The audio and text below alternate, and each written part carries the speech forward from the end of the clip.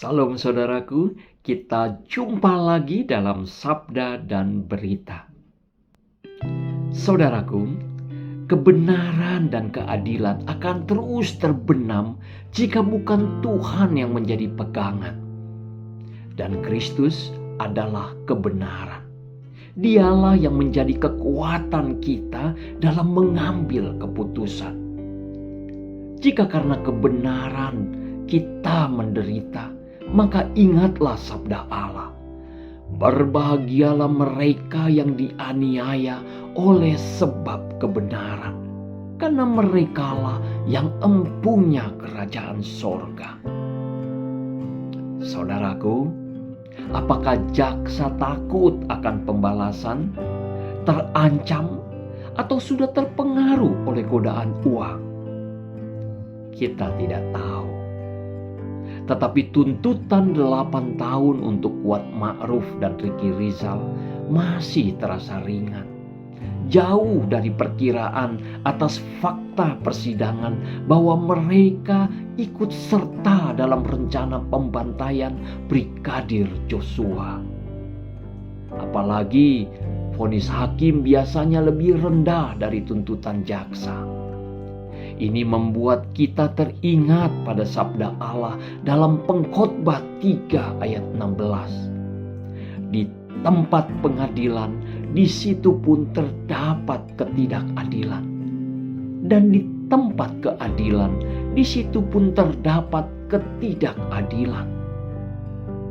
Saudaraku, jaksa juga mengungkapkan bahwa tidak terbukti ada pelecehan seksual dan tidak ada pemerkosaan.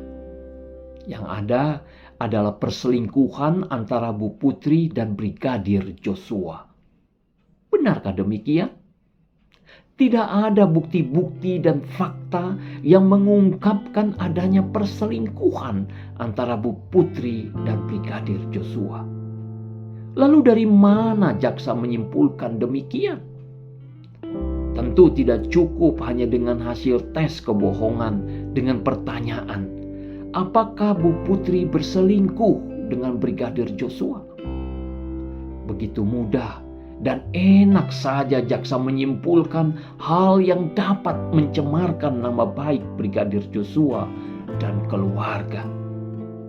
Benar bahwa tidak terjadi pelecehan seksual dan pemerkosaan karena tidak ada bukti dan fakta yang mendukung. Antara lain, tidak ada visum dan pemeriksaan dokter.